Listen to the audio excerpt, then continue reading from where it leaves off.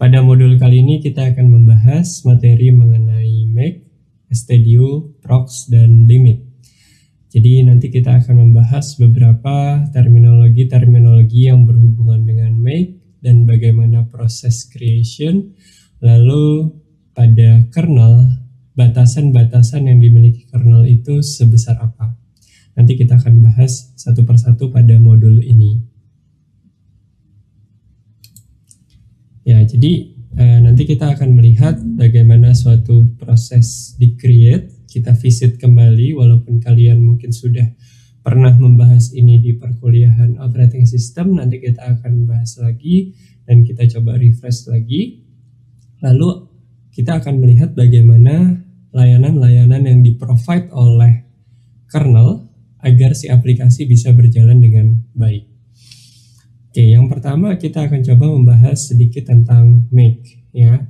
Jadi pada sebelumnya kita sudah membahas mengenai memory dan user groups, ya. Jadi sebelumnya kita melihat bagaimana mapping dari suatu memori ketika aplikasi sedang berjalan. Nah, pada saat ini di modul ini kita akan coba untuk membahas mengenai make, ya. Jadi di sini ada yang mau dibahas, ada make, I/O buffering, shell. Jadi kalau kita lihat memang di sini ada beberapa hal-hal yang memang Unix based, ya. Jadi make itu biasanya memang digunakan di Unix, ya. Jadi digunakan untuk mempermudah kita agar kita bisa melakukan kompilasi atau konfigurasi terhadap suatu source code, sehingga ketika orang menerima source code kita dapat dengan mudah mengetikkan make untuk melakukan building code kita. Jadi melakukan kompilasi dari library yang sudah ada, baik itu share library atau dynamic library. Oke, kalau kita lihat, ya, jadi di sini make itu merupakan suatu utility yang digunakan untuk melakukan maintenance terhadap grup dari suatu program, ya.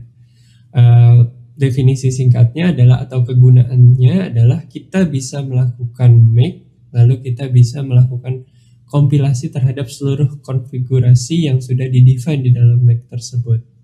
Ya, jadi biasanya memang digunakan untuk aplikasi yang source code-nya cukup banyak, sehingga user dapat dengan mudah untuk melakukan kompilasi terhadap program tersebut. Ya.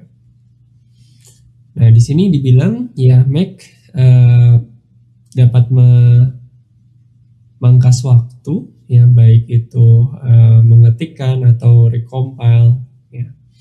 Jadi pada saat kalian mencoba source code dari buku referensi, kita juga melakukan make file, ya. Jadi kita lihat apakah di dalam folder tersebut ada yang namanya make file, ya. Jadi kalau ada namanya make file, berarti kita bisa lihat di situ source code ini bisa dikompilasi secara mudah, atau kita tinggal mengetikkan make, dia akan membaca make file yang ada di dalam folder tersebut, ya. Ini untuk distribusi dari software, ya. Jadi ketika saya punya software dan agar kalian dapat dengan mudah untuk melakukan kompilasi dan menjalankan programnya di tempat kalian, ya, kalian tinggal mengetikkan make tersebut. Misalnya kalian git clone dari GitHub, lalu di situ ada make file yang sudah dikonfigurasi, lalu kalian tinggal mengetikkan make atau make install sesuai dengan konfigurasi yang ada di dalam make file tersebut. Nah, jadi komponen-komponen dari make, ya, seperti kita tahu bahwa di sini ada seperti pakem atau prinsip yang digunakan, ya. Jadi ada targetnya, ada dependency list-nya, ya. Jadi ada dependency list di sini.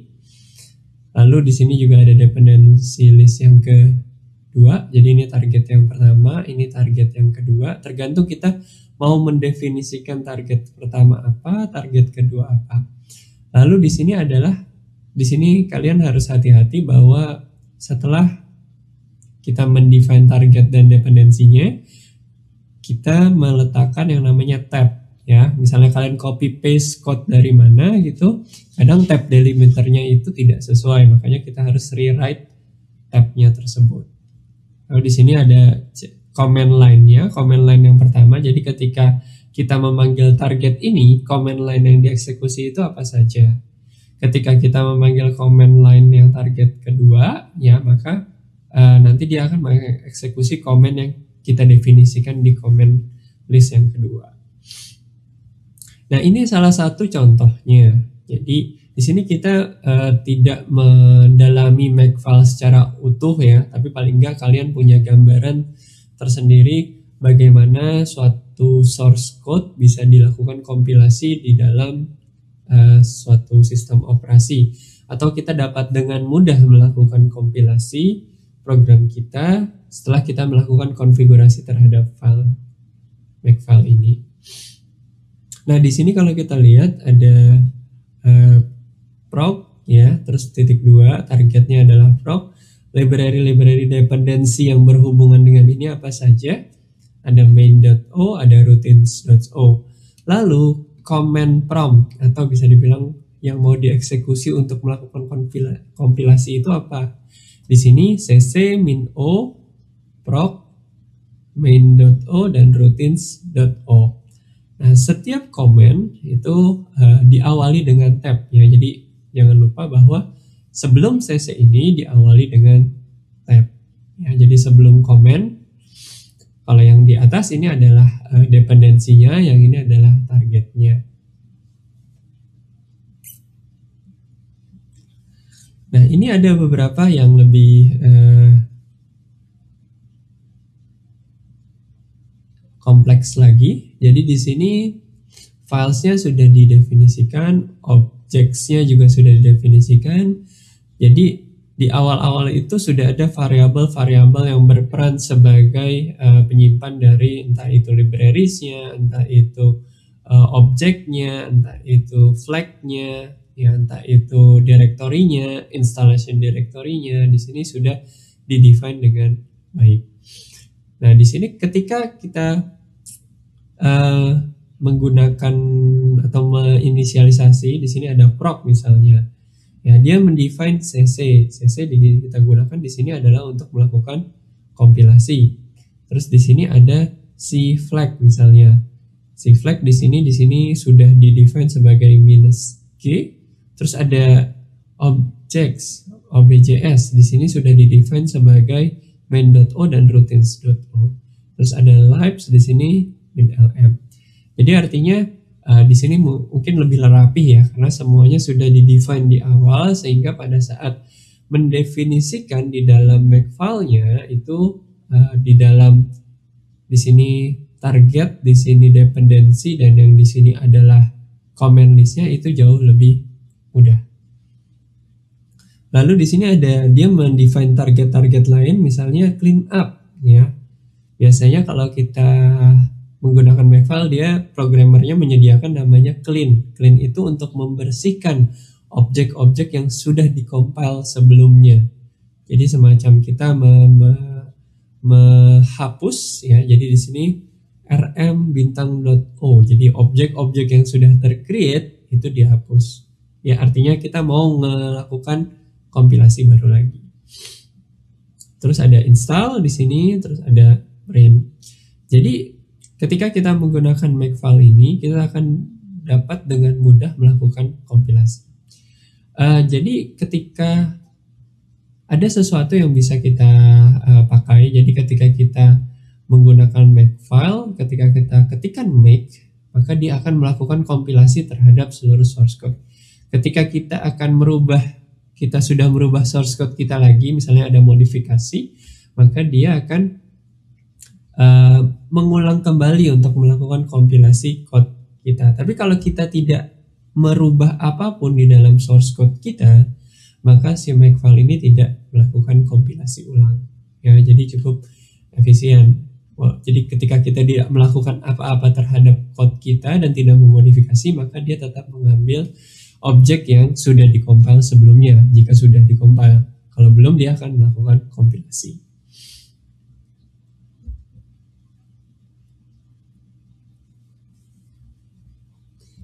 Ya, jadi ada beberapa option ya. Jadi tadi yang saya bilang ketika tidak ada yang baru, ya artinya source code-nya itu tidak terlalu baru, maka dia tidak melakukan kompilasi. Tapi kalau baru diedit, ya maka dia akan melakukan kompilasi.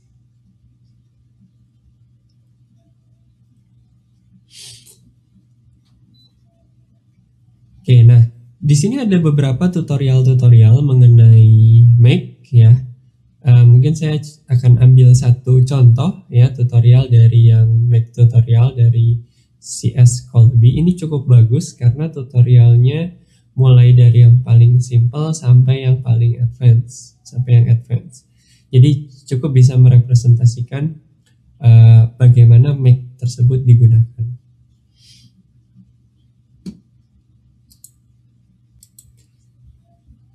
Oke, sekarang mari kita masuk ke tutorial yang ada di sini ya.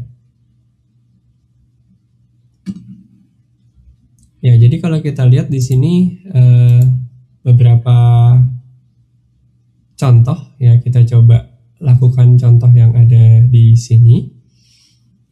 Oke.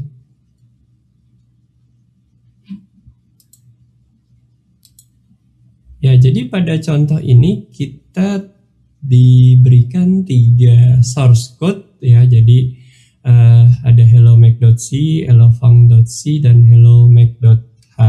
Sekarang mari kita buat satu persatu source code tersebut. Kita mau lihat bagaimana Makefile ini bekerja.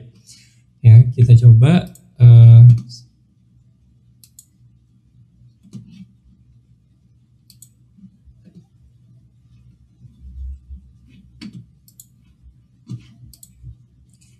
ya, kita coba vi hell. Saya buat folder dulu.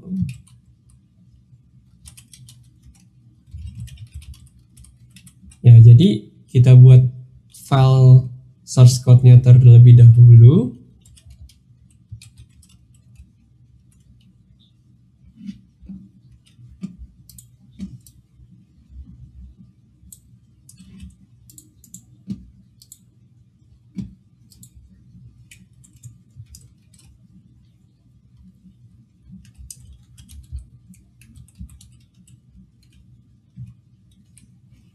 Nah, jadi kita coba masukkan masing-masing source code-nya. Jadi di sini memang kita tidak ya, ini hanya simple function saja untuk hello world menggunakan bahasa C. Di sini ada mainnya itu ada di hellomake.c, sedangkan functionnya itu di-define di hellofunk.c, sedangkan ada .h-nya itu dimasukkan di dalam hellomake.h.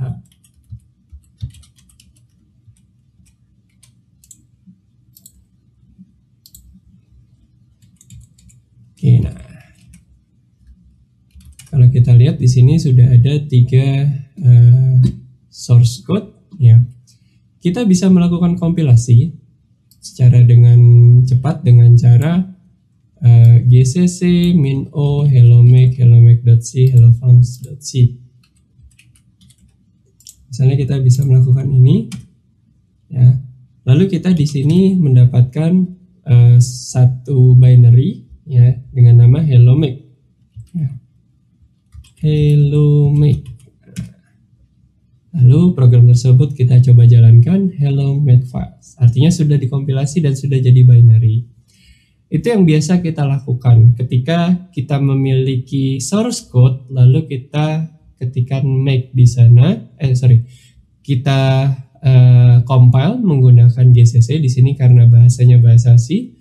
Kita compile menggunakan GCC, setelah itu kita mendapatkan binary-nya ya. Nah, kita mau coba sekarang bagaimana jika kita menggunakan satu konfigurasi Makefile. Jadi kita tidak mengetikkan gcc min-o hellomake.c, hellofunk.c min-i. Ya, jadi kita tidak mengetikkan ini semua. Kita membuat di sini yang namanya Makefile terlebih dahulu. Sebelumnya saya coba remove dulu. Ya. kita coba membuat namanya makefile. Nah, di dalam makefile ini kita ambil dari contoh ya, makefile pertama. Nah, ini yang paling simpel. Nah, di sini hello-make.c, hello-func.c ini adalah targetnya, ini adalah dependensinya, yang di bawah adalah komennya. Ya, jadi seperti yang sudah dijelaskan pada teori sebelumnya, ini adalah target, di sini adalah dependensinya, dan ini adalah komennya. Ya, komennya sama seperti yang tadi, ya, ada gcc min-o hello-make.c. Nah, di sini saya mau coba untuk delete indentasinya karena saya tadi copy paste, jadi pasti biasanya ada indentasi yang berubah antara HTML dengan VI. Oke, kita sudah punya yang namanya makefile di sini. Nah, ketika ada file makefile di dalam folder saya, maka yang saya lakukan, saya tinggal mengetikkan make. Ya. Nah, dia akan melakukan eksekusi terhadap target comment. Ya, targetnya sudah ada, terus komennya juga sudah ada. Maka kita lihat di sini, saya memiliki binary hello make ya di sini. Ya, untuk berikutnya kita coba untuk makefile yang kedua. Ya, jadi kalau kita lihat makefile yang kedua di sini sudah ada tambahan berupa definisi terhadap terhadap suatu variabel. Jadi kita menyimpan ke dalam satu variabel untuk beberapa komen-komennya. Di sini cc sama dengan gcc, cflex sama dengan min i. Oke, nah sekarang kita coba untuk mengcopy makefile tersebut.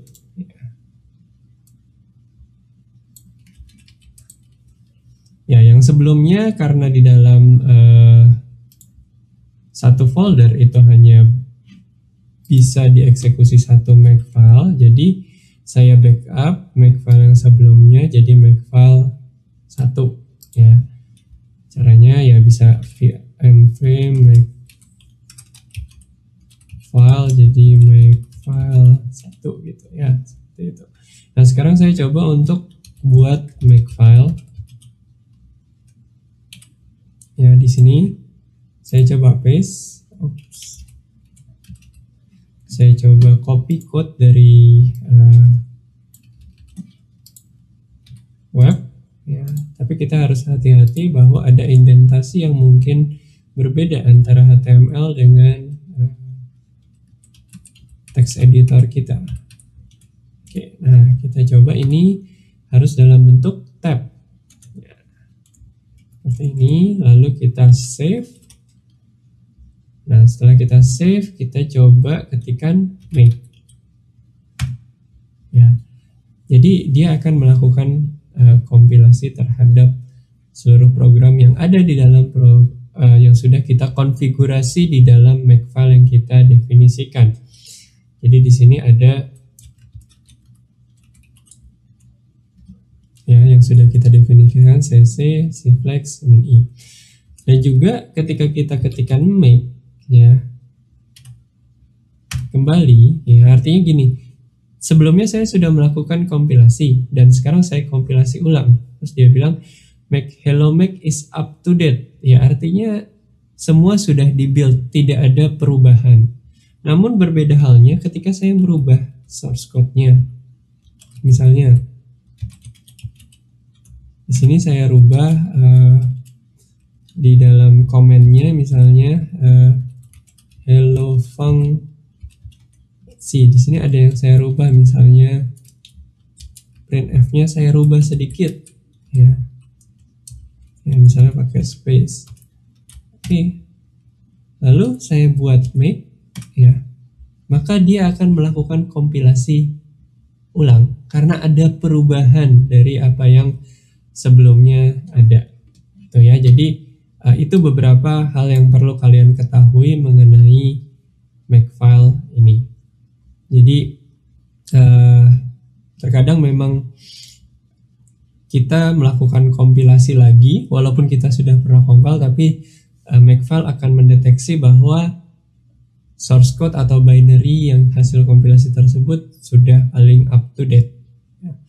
Berbeda halnya kalau kita sudah melakukan editing terhadap source code kita, maka nanti dia akan melakukan kompilasi ulang.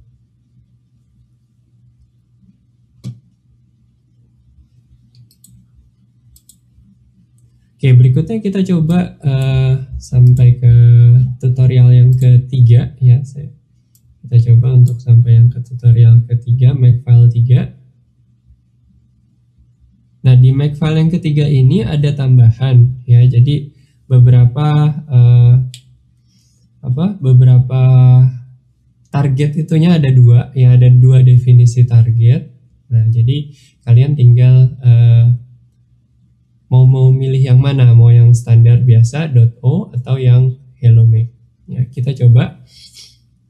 Ya, kita move dulu ini, move hello Makefile, move Makefile ke dalam Makefile 2. Oke, kita coba untuk buat Makefile baru, tapi sebelumnya kita remove dulu bintang.o rm hello make. Nah, kita coba kopikan Makefile yang ketiga ini.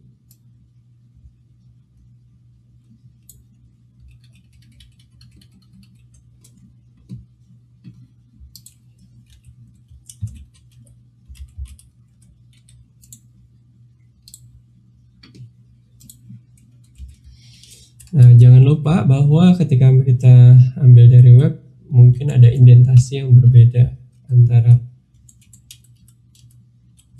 Oke, ini udah sama. Oke, di sini ada beberapa perubahan dari yang sebelumnya. Di sini CC dan C-flag sudah didefinisikan. Lalu di sini kita menggunakan ada targetnya bintang.o. Jadi kita objek, terus ada .c-nya. Ya, terus ada hello make.h kita definisikan di sini, terus ada cc di sini. Di sini ada target lainnya, hello make.o, hello func.o, terus ada cc, min.o, hello make.o dan hello func.o. Oke, sekarang kita coba ya. Kita ketikkan make. Oke, dia melakukan kompilasi ya terhadap objek-objek yang kita definisikan. Lalu saya mau coba untuk delete terlebih dahulu ya. Di sini sudah ada hello make.o dan hello make ya, saya remove dulu.